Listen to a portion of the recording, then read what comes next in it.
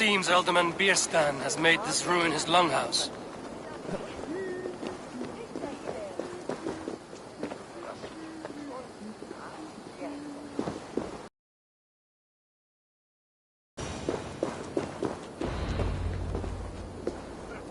Why is my cup empty? Perhaps because you have drunk the barrel dry? Dad. Lord? Ah, a heroic-looking Dane in our midst. I'm looking for Bierstan, the Alderman of the Shire. Our lord is not at home, but his wife is receiving visitors upstairs, in her usual fashion. If you speak with her, pass on that we've run out of ale. Dad. Bierstan. His household is as poorly run as his lands. Estrid is a good wife. Far better than he deserves. You would say that, Adrian. Your wife acts like a sow in a skirt. My sweater run is a worthy woman, you coxcomb. But she's an excellent cook. Nose for truffles. If Bierstan does not return soon, wine will not be the only things.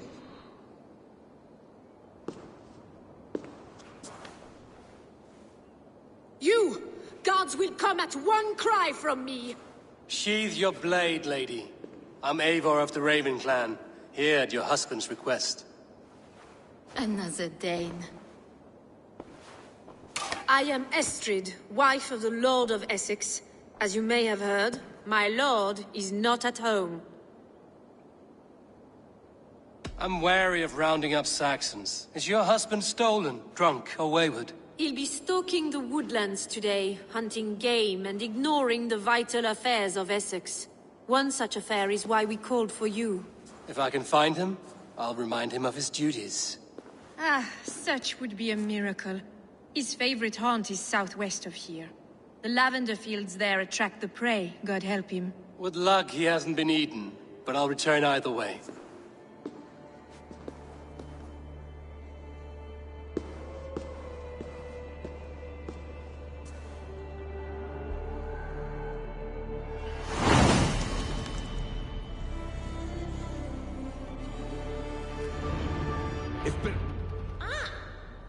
Patience is a godly virtue, Adred. Even the saints were tired of waiting for Bierstan to hang up his bow. Dear Estrid, we must discuss this.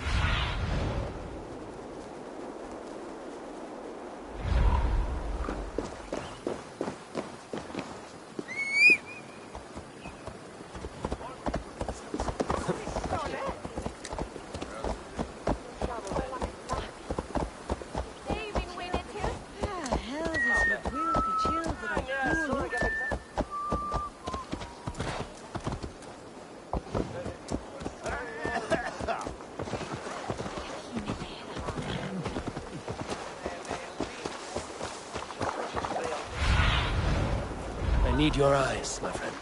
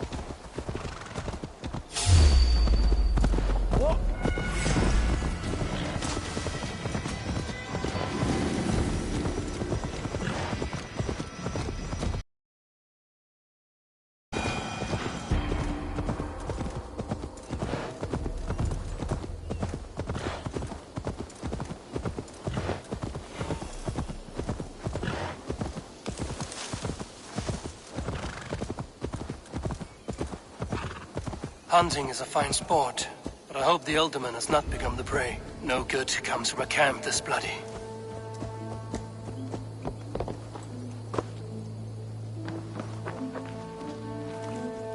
They were caught off guard as they supped.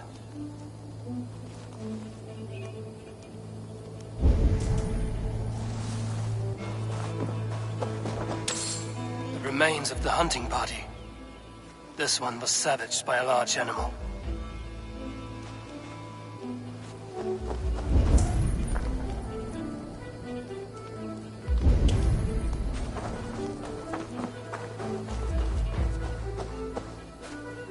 were attacked by a beast. Something strong enough to kill a horse.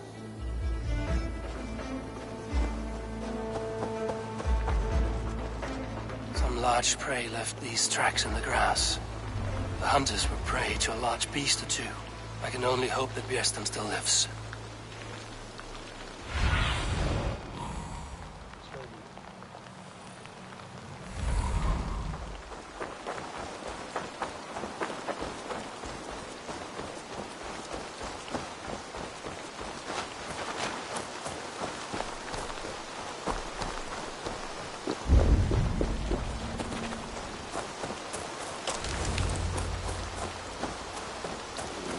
Bjersten? Ready your weapon, or accept your fate as a feast for bears. Do not let them. Well fought, friend. I would not have survived this ambush without you.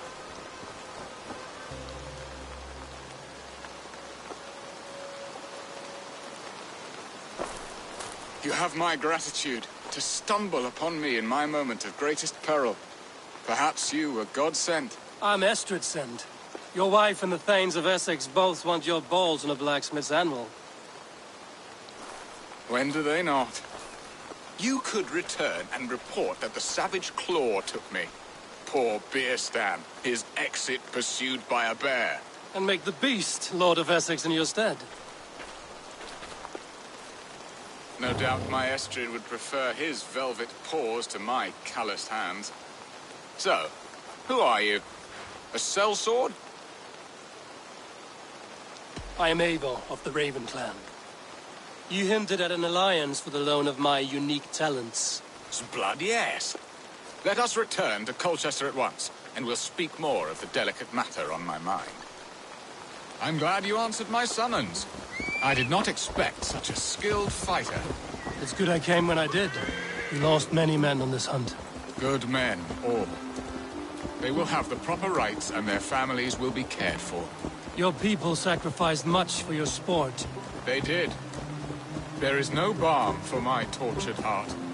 Why did you ask me here? Do you believe in true love, Eivor? I have loved. But have you truly? Has a longing burned in your breast, a sweet, lingering pain, paralyzing you with its sting? There's pain enough in battle. I do not seek it out in love. I long for it. The thrill of a fight softly won. My wife Estrid lacks fire. She is a fish out of water, cold and dead. She showed great passion when I met her, keeping our Thanes in check. Oh, they love her, it is true. Some with too much devotion. And I have always been a plucked goose in matters of love. And a piss-poor ruler to boot. Strong must be the hand that steers the ship, Bjersten. If My they see hand. me, this will get messy. A well-crafted bow. My eyes narrowing at the sight of prey. Aye, a crown sits heavy on the head. Then let us run wild and free in the woods as the wolves do. Live on our wits, prowl and stalk and feast. You have a romantic way about you, Bjersten. Do not fret. My guards will not worry you when we are together. You mismark me if you think I'm capable of worry. Have you built your city in the ruins of another? No, these builders are lost to the annals of time. Far advanced of the Saxon hovels of Wattle and Daub. I have ambition to build a great palace myself, with mosaics and balmy courtyards. What stops you? That which stops all but the most creative minds. Coin, imagination, talent. And your people? Is Essex happy? That is a question I never really pondered. I suppose they are. I hope they are.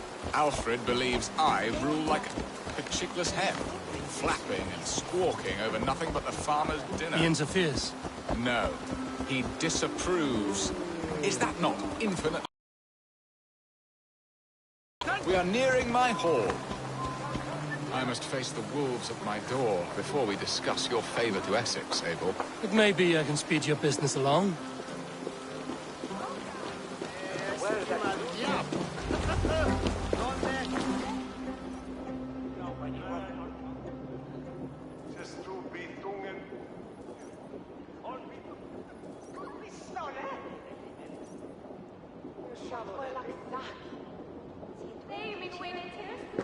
ready to help me fend off the spears of their displeasure? Let them speak their woes. I'll advise you if I can. Who is this owl, Bearston, that twitters in your ear? An advisor, nothing more. Here to help Essex navigate her brewing storms. Now, my dear brethren, Adrid, perhaps you will start us off. What troubles you? You're a disgrace, Bearstan. Couldn't get a sow pissed in an alehouse. Alfred's men are crawling all over Essex. King Alfred, yes. Though it is within his right, the constant presence of his men is certainly an issue. Are they men or babes? If Alfred meddles in the affairs of Essex, send his men home in shrouds. Ah, we should challenge his right to rule. Was not Essex once a thriving kingdom of its own? We should fight, yes, fight! And you, Wyatt, what do you say? Your preparations for the Lammas Festival. How can you think of spending so much coin when your people are starving?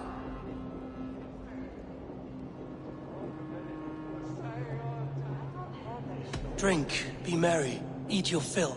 Sing of great battles, for tomorrow we may die.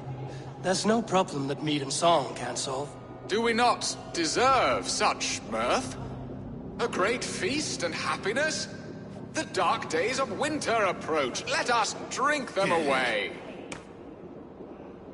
And Aldrich, do you yap like a she-hound as Adrid does? You know my thoughts, Bearston. The feared. How can we give men to Alfred for his wars when our harvest suffers day by day?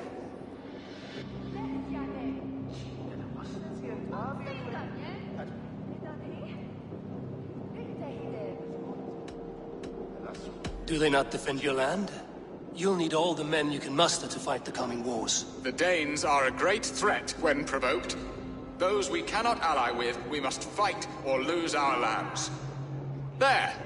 Have I not answered all your questions? You are a stain on this Shire, Bearstan. Useless. Useless. That's right. Yet still you haunt my hall. Be gone! I haven't time for your squabbling.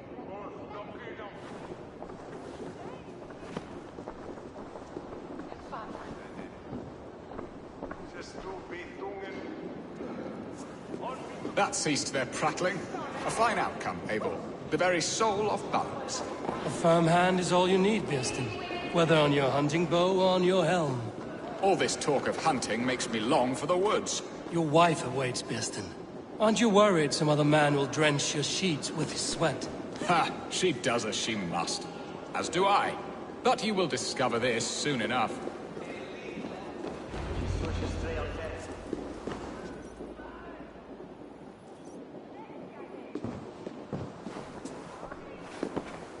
You have done the impossible, Dane. Returned my errant gander to his coop. My pettish love. Such a stormy countenance clouds the sun of my return. Your thanes drank the ale the abbot gifted us. All of it. Now that is a tragedy my heart will not easily overcome. If he looked at me with the same affection he shows for hunting deer, our marriage might have survived. I notice your love has gone sour. Was it fresher than this? There is so little difference between love and hate. It's difficult to say where the sourness comes from. So, what do you need of me? Our affairs are more of heart than of state, Eivor. What little passion there was between us faded into bickering long ago. We would have our freedom, Eivor. I from my wife, and my wife from Essex. I'm too sharp a weapon for so soft a task. Why not part and be done with it?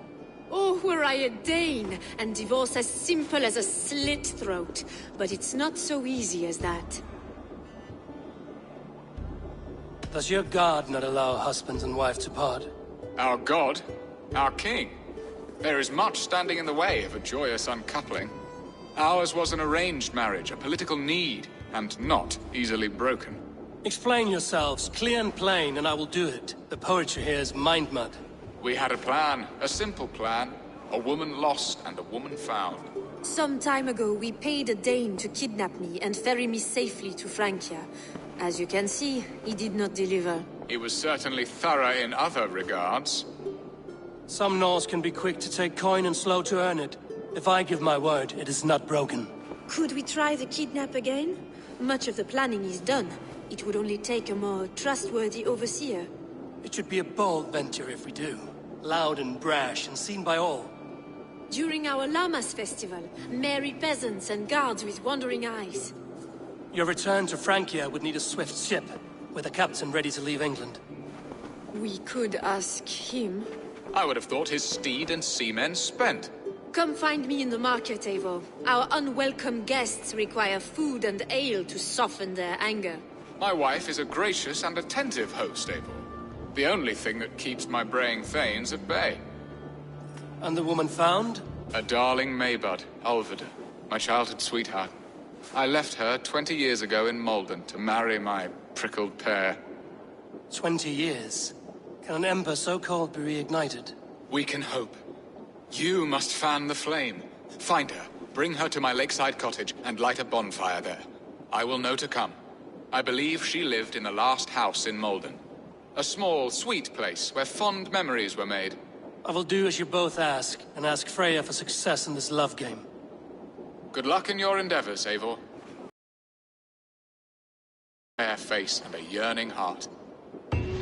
Now, should I look for Alvida first, or meet with Estrid at the marketplace?